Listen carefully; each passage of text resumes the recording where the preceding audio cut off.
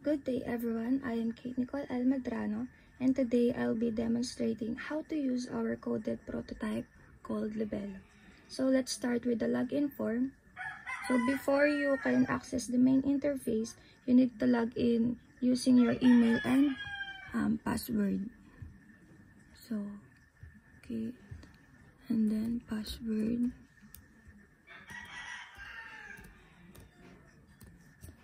So if you want to see the password you input, just click this.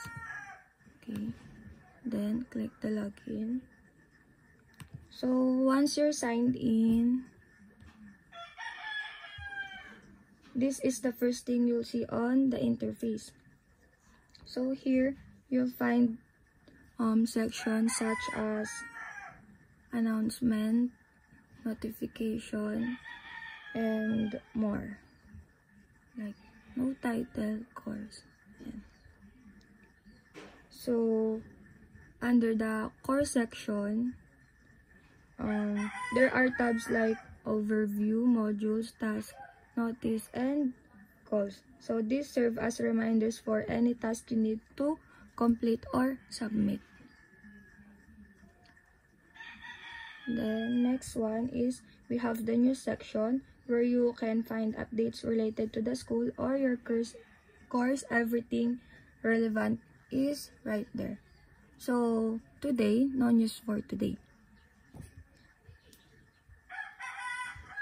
So now let's log out to show the registration process. Just click log out here. So click yan.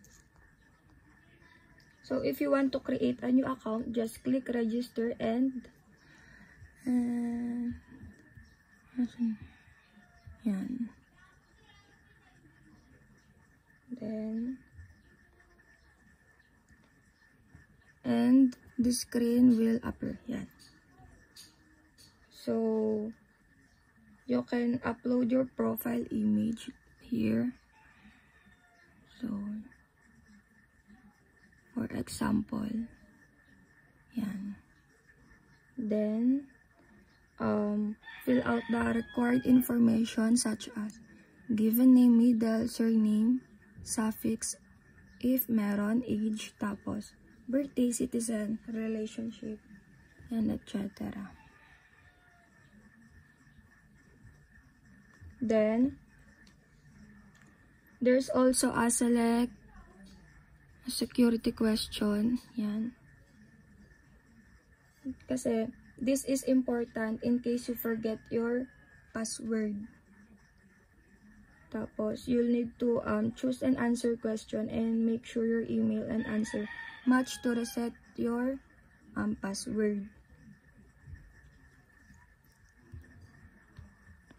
So that's all for now about our coded prototype called Libello.